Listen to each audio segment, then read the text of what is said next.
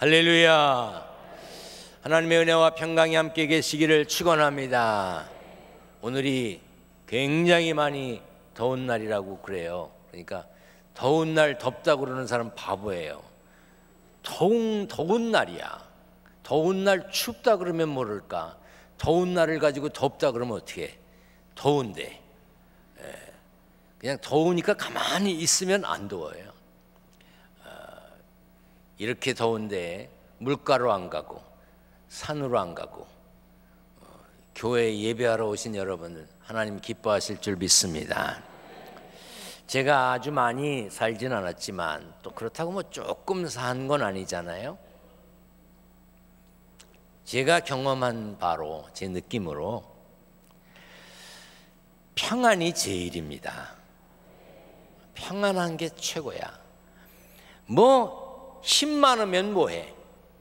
평안하지 않으면 소용없고요. 돈 많으면 뭐래? 얼굴 예쁘면 뭐라고? 잘생겼다고 잡으면 뭐해? 평안 없으면 아무 소용이 없어요. 평안은 하나님이 주시는 것입니다. 우리들 자신도 평안을 간직하기 위해서, 평안을 지키기 위해서 노력해야 됩니다. 제가 서울에서 결혼 주례를 하기 위해서 전철을 타고 올라가는데 이렇게 서서 가고 있는데 어떤 여자분이 올라탔어요. 보니까 나이는 대충 짐작을 할 수 있잖아요. 저보다 그리 많지 않은 것 같아요.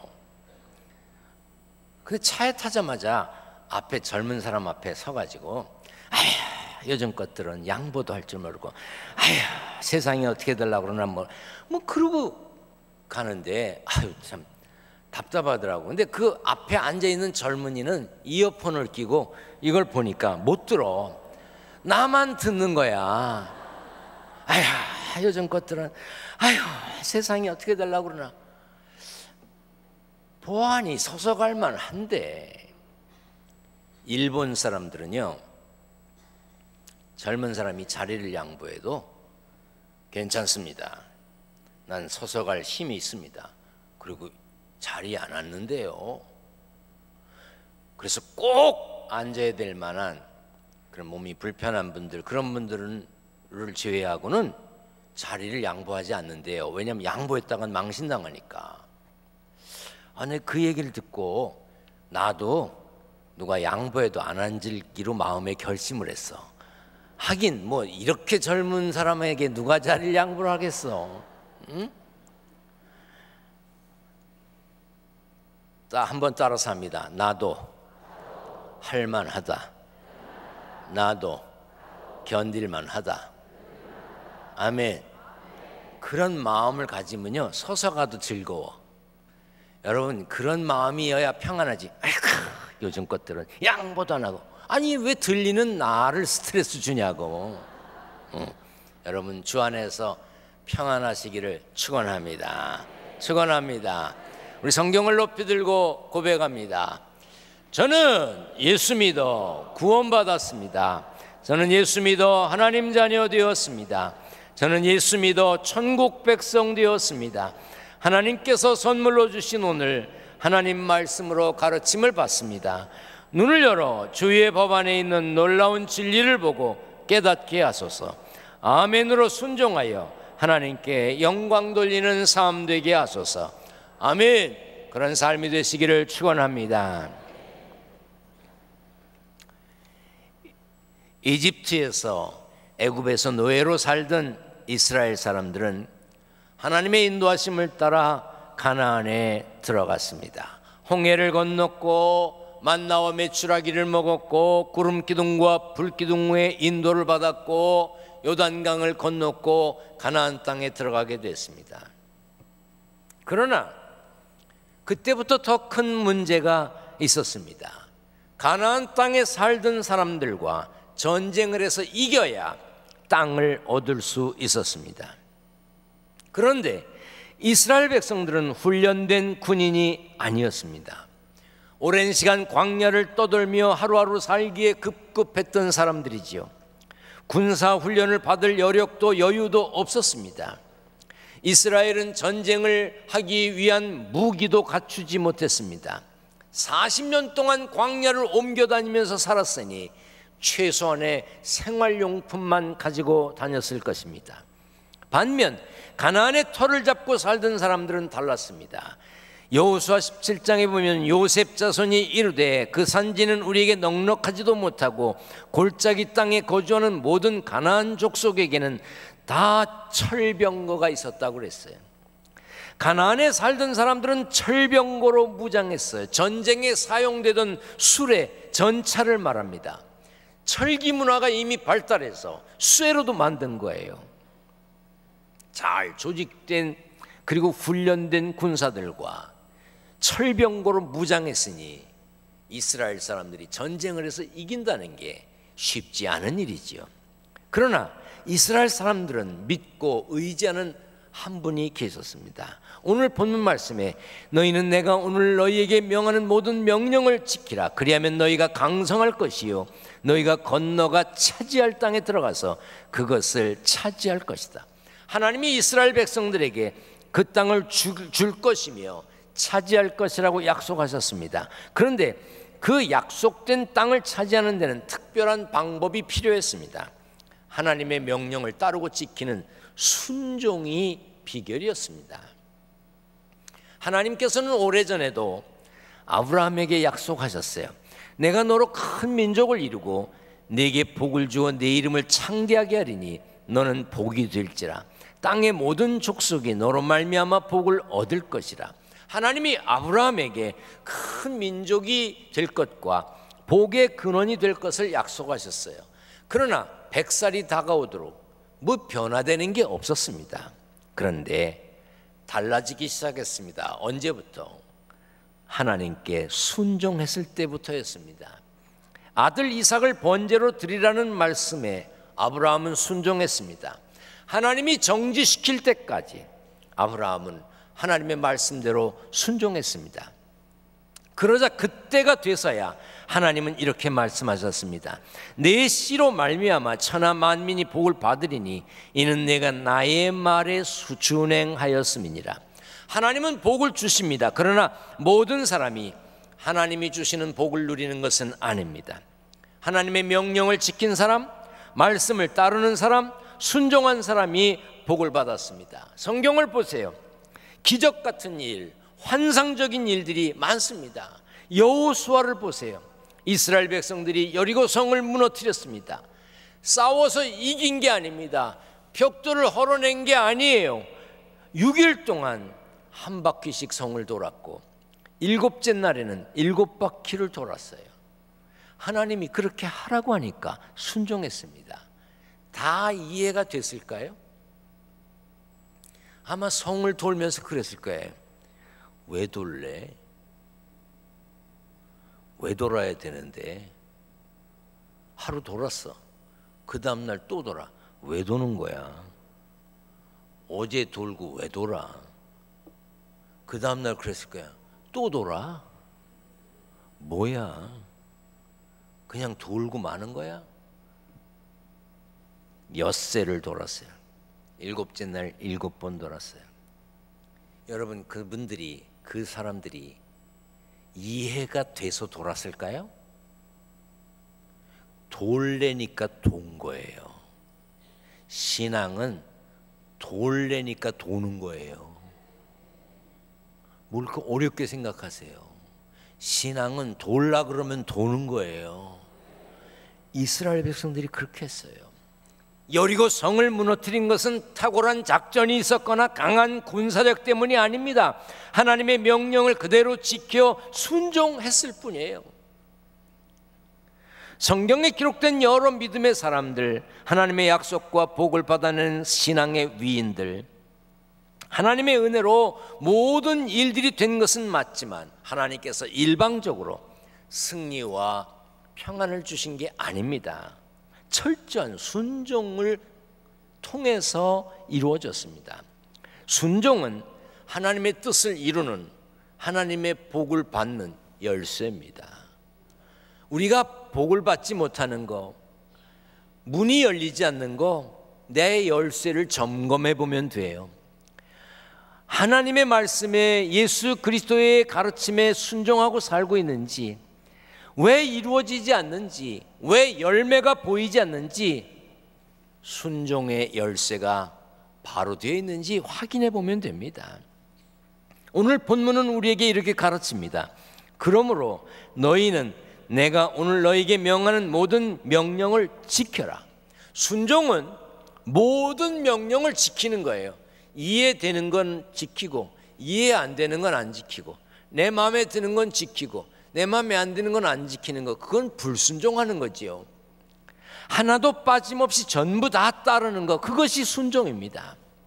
우리의 신앙생활이 모든 면에서 하나님의 말씀대로 순종했는지 점검해 봐야 합니다.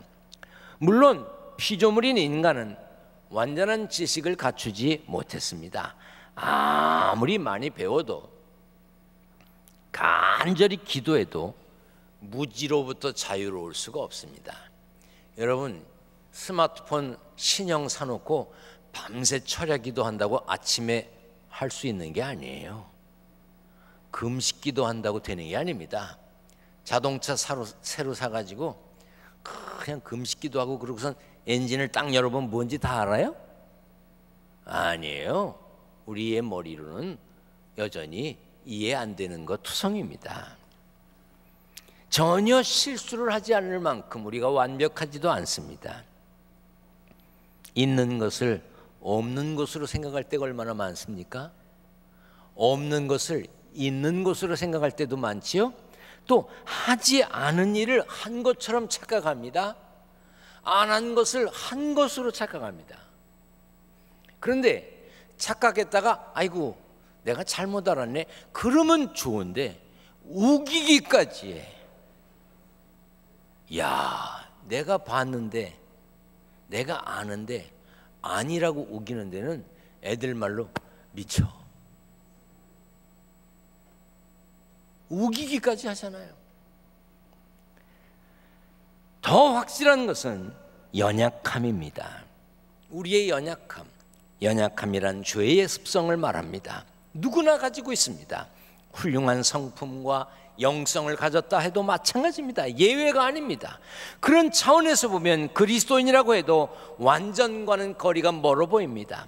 하나님은 모든 명령을 지키는 것이 불가능하게 우리를 만드셨어요.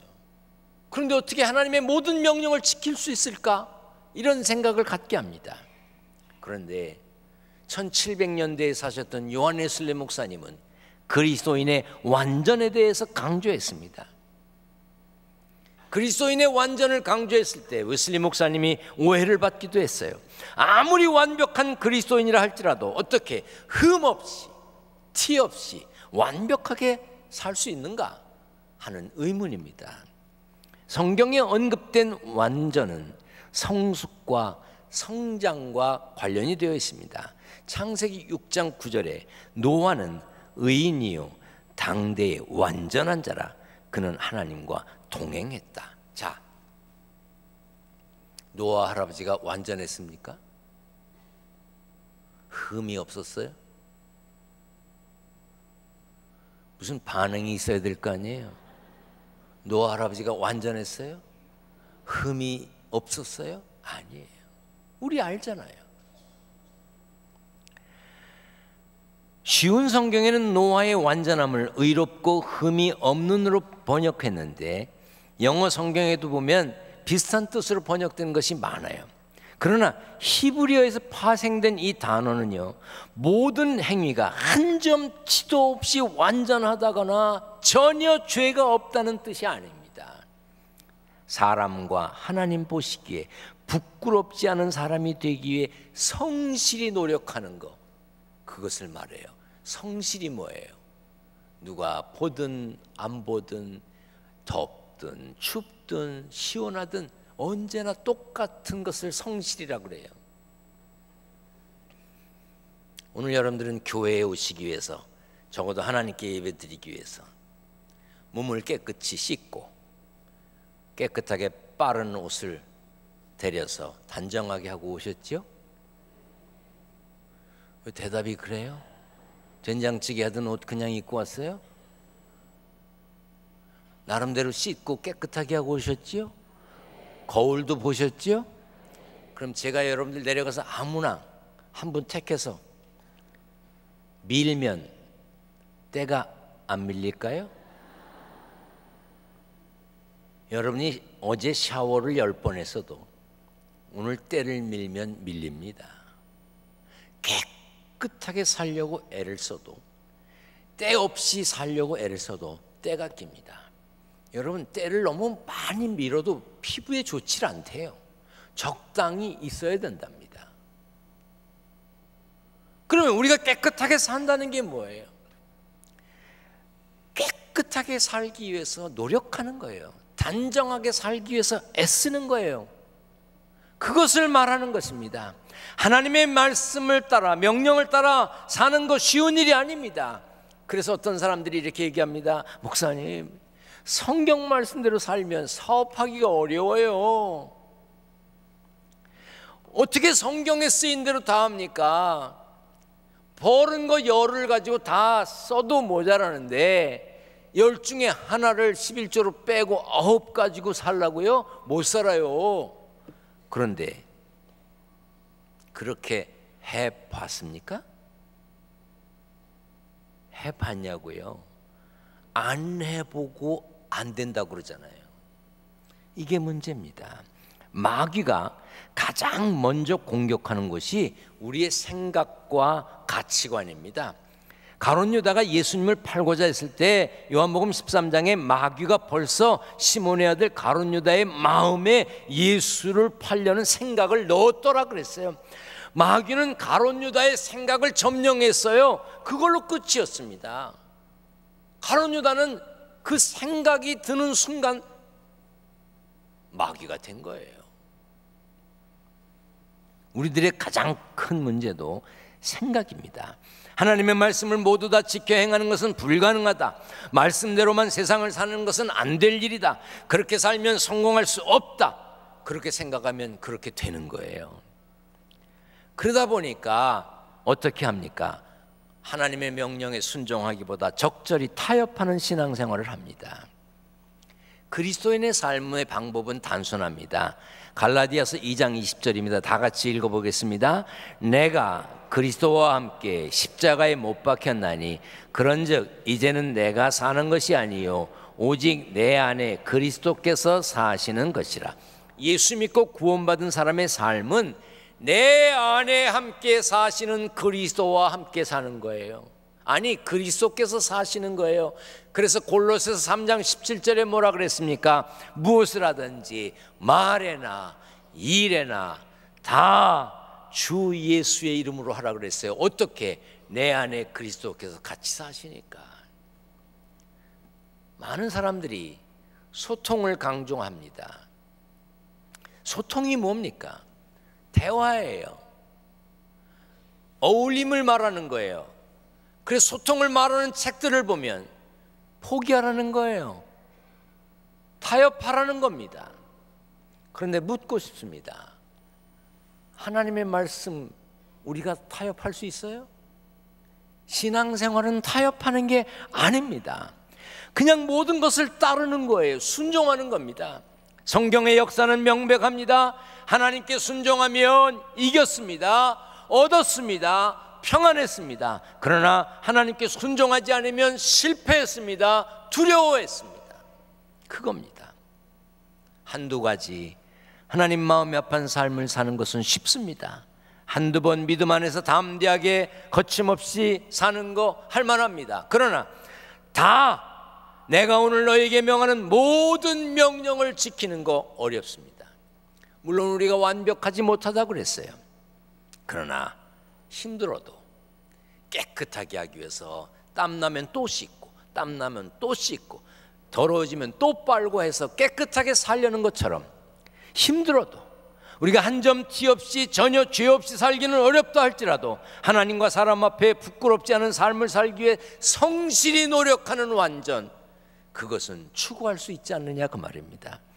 가정에서, 일터에서, 교회에서 어디서든지 무엇을 하든지 이 최고의 휴가철에 들로 산으로 가는 이때에도 어디로 가든지 예배자의 삶, 내 안에 사시는 그리스도와 함께 사는 삶, 하나님의 말씀을 지키려고 애쓰는 삶, 그렇게 살면 신명기 11장 9절의 말씀처럼 장구한 복을 누리게 해준다고 그랬어요. 장구한 복, 잠깐의 복이 아니라 장구한 복. 우리 친척들이 미국에서 많이 나왔는데 와서 제일 많이 놀라는 게 사람마다 선풍기를 들고 다니는 거예요. 전 세계에 이런 나라가 없습니다. 선풍기를 다 들고 다녀요. 그래서 나는 그게 무슨 효과가 있을까 생각했어요. 그랬더니 효과가 있대네. 그게 있대요. 근데 얼굴에 이렇게 하는 것보다 목에 하는 게 더 효과가 있대요. 느낌으로도 시원하대. 그런데 여러분에게 묻고 싶습니다. 이렇게 부분적인 시원함을 원하십니까? 에어컨 빵빵하게 돌아서 하는 시원함이 좋습니까? 잠깐 시원함이 좋습니까? 오랜 시원함이 좋습니까? 장구한 복이라는 건 뭐예요? 순간을 말하는 게 아닙니다. 여러분들도 하나님의 말씀을 지키고 행하며 완전하게 살기 위한 성실함으로 장구한 복을 누리는 복의 주인공이 되시기를 축원합니다. 축원합니다.